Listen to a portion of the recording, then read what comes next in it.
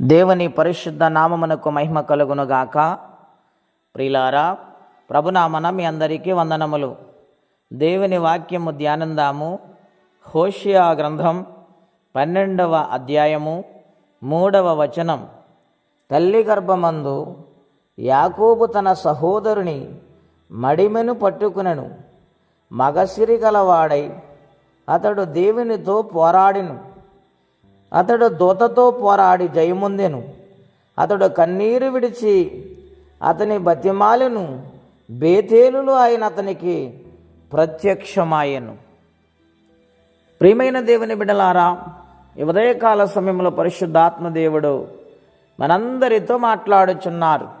మన పితరుడైన యాకోబు గారు మగసిరి గలవాడై దూతతో పోరాడి జయము పొందాడు. అవును ప్రియులారా, ఆదికాండము 32వ అధ్యాయము 26వ వచనములో ఎబ్బోకు రేవు దగ్గర అందరినీ కూడా రేవు దాటించి ఒక్కడే మిగిలిపోయి ప్రార్థన చేయటం మొదలుపెట్టాడు. బ్రతిమాలుకొనుట మొదలుపెట్టాడు. కన్నీరు కార్చి ఆయన పాదాల పట్టుకుని విడిచిపెట్టలేదు ప్రియులారా.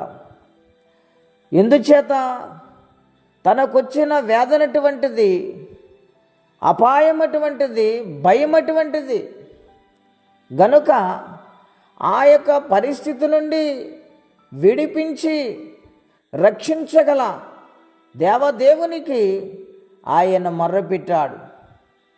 ఆ మొరను ఆలకించి దేవుడు తన పక్షాన నిలబడి గొప్ప కార్యాలు చేశారు. ప్రియా దేవుని బిడ్డలారా, ఆలోచన చేయగలుగుతున్నారా? తనకొచ్చిన సమస్యను, తనకొచ్చిన ఇబ్బందిని మనుష్యులకు పంచుకోలేదు, కానీ దేవుని సన్నిధానములో బ్రతిమాలుకుంటూ మొదలుపెట్టాడు. నీ సమస్య ఎటువంటిదైనా, ఎటువంటి పరిస్థితుల గుండా ప్రయాణము చేస్తున్నా దేవుని వైపు చూడగలిగితే, ఆయన సన్నిధానములో మోకరించి బ్రతిమాలుకోగలిగితే, కన్నీరు కార్చి ఆయన పాదాల కడిగి విజ్ఞాపన చేయగలిగితే ఆయన విడిచిపెట్టే దేవుడు కాదు. ఎంత జటిలమైన సమస్య అయినా, కఠినమైన పరిస్థితి అయినా మార్చగల దేవుడు ఆయన. ఆ మొరని పెట్టేవారిగా మనం మారితే చాలు, జవాబును దేవుడు అనుగ్రహిస్తారు. గనుక బేతేలులో ఆయనను బ్రతిమాలుకున్నాడు. మనమున్న చోట నుండి ఆయన్ను బ్రతిమాలుకుంటే, కన్నీరు విడిచి ఆయనను బ్రతిమాలుకుంటే ఖచ్చితంగా ఆయన మన పట్ల గొప్ప కార్యము జరిగిస్తానని వాగ్దానము చేస్తూ ఉన్నాడు.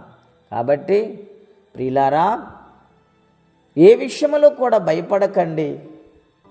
నాకెవ్వరు లేరు, నన్ను ఎవరు అర్థం చేసుకోలేవటం లేదనే మాట, నిరుత్సాహము కలిగించే మాటలు మాట్లాడవద్దు.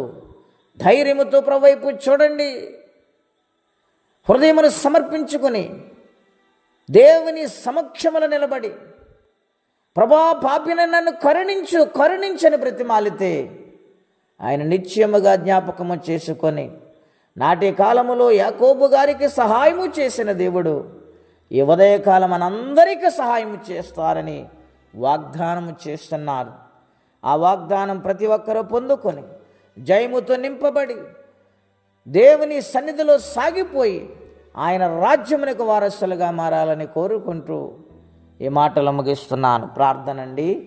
అత్యంత కృప కలిగిన దేవా, మహోన్నతమైన మీ నామం కొరకే వందనాలు.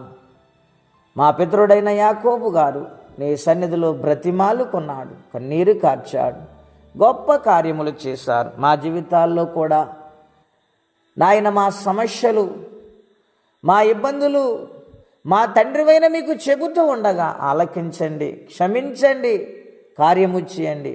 ఎవరే సమస్యలు, బాధలు, ఇబ్బందులు ఉన్నారు వారికి నీ సహాయం పంపించమని, ఈ దినము దీవెనకరంగా మార్చమని యేసుక్రీస్తు వారి పుణ్యనామంలో ప్రార్థించి వేడుచున్నాము తండ్రి. ఆమెన్. దేవుడు దీవించునుగాక. ఆమెన్.